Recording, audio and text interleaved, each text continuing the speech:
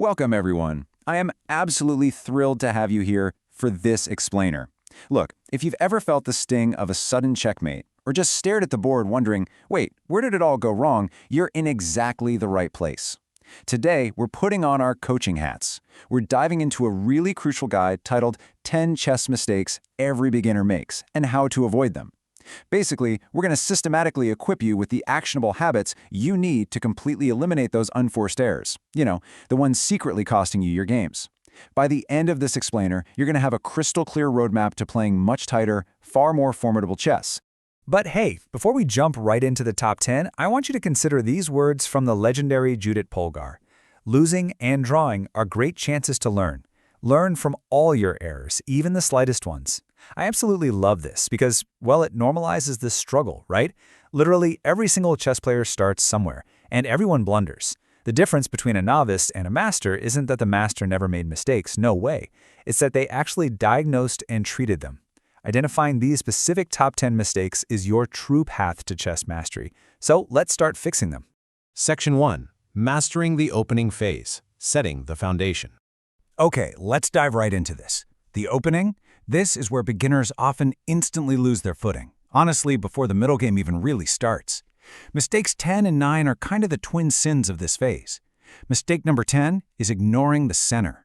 When you don't fight for those crucial central squares, specifically d4, e4, d5, and e5, you're basically rolling out the red carpet. You're just letting your opponent take free space and get easy piece activity. You've got to occupy that center with your pawns. And right alongside that is mistake number 9, not developing your pieces. A super classic beginner error is moving the same minor piece repeatedly without any concrete tactical reason. Every single time you move that same knight twice in the opening, you fall way behind in development. So your big tip here, full mobilization. Focus on getting all your minor pieces off that back rank. And that leads us perfectly into mistake number 8, which is making random, totally unnecessary pawn moves. Your golden rule for this? 2 to 3. Limit your early pawn moves to a maximum of 2 or 3. Seriously. Every time you push a pawn, you actually leave the squares behind it permanently weakened, mostly because, well, pawns can never go backward. Beginners love pushing pawns because it kind of feels active, but it actually just creates massive weaknesses and delays your real development.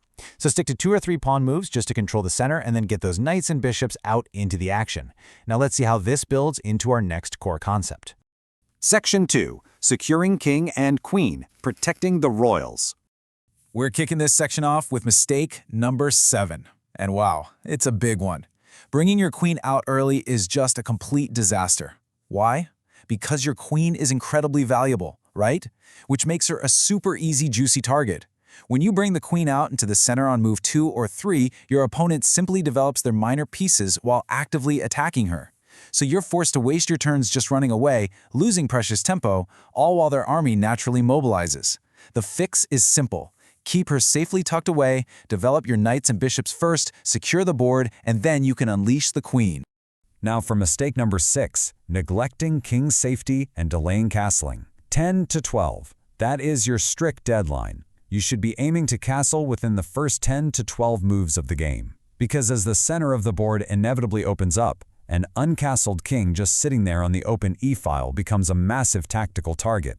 If you wait too long to build that nice little pawn wall around your king and get your rook active, you are practically inviting a swift and brutal checkmate. So don't wait. Castle early and castle often.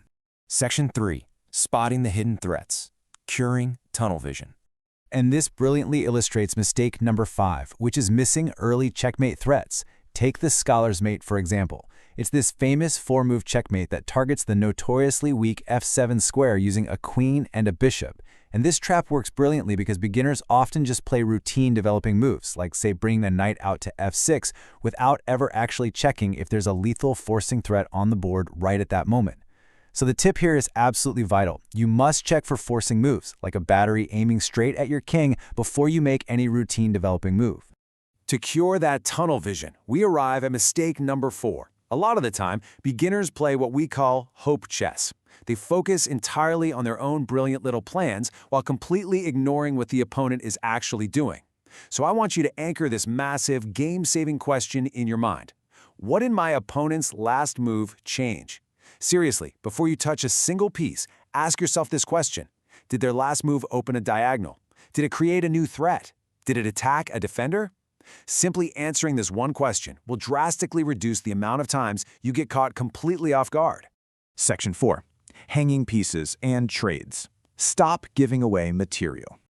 Mistake number 3 is hanging pieces. That means leaving your pieces completely undefended so they just drop off the board for free. Honestly, the absolute best cure for this is a strict 10-second safety routine. Before every single move, you want to do a super quick 5-step scan. 1. Are there any checks? 2. Are there captures available for either side? 3. Are there loose, undefended pieces? 4. How is king safety? And 5. What are the opponent's threats? If you run this quick mental checklist, your days of just giving away free knights and bishops will practically vanish overnight. Moving on to mistake number 2, which is trading pieces without a reason. Beginners often trade pieces automatically just because they can, right? But every single trade must have a strategic purpose. You should really only trade if it simplifies a winning position, removes a key defender of your opponent's, or noticeably improves your own positional structure. On the flip side, you should never trade just to release board tension, or if recapturing actually helps your opponent develop a piece, or if it permanently damages your own pawn structure. You gotta make sure you are the one benefiting from the exchange. Section 5. Slowing down your game. The ultimate fix. And here we are, the ultimate mistake. Mistake number 1, playing too fast and not calculating. When you rush, you create impulse blunders. And the research points out this truly fascinating trap, the illusion of familiar positions. You look at a board, you think to yourself, oh yeah, I've totally seen this before, and you just blitz out a move. But remember, chess is a game of microscopic details. Just one pawn sitting on a different square changes the whole shebang. The big tip here is discipline. You absolutely must actively use your 10-second safety routine, even in seemingly familiar positions, to avoid that panic and those impulsive errors. So slow down. Let your brain do the heavy lifting. So as we wrap up this explainer, I want you to ask yourself something.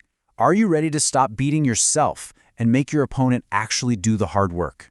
Things like jumping the gun, hanging pieces, ignoring the center, these are all unforced errors.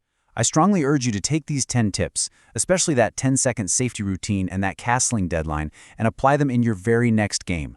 Because the honest truth is, the biggest opponent you face on the chessboard isn't the person sitting across from you, it's your own impulsivity. Master that, and checkmate is just a matter of time. Get out there and keep practicing.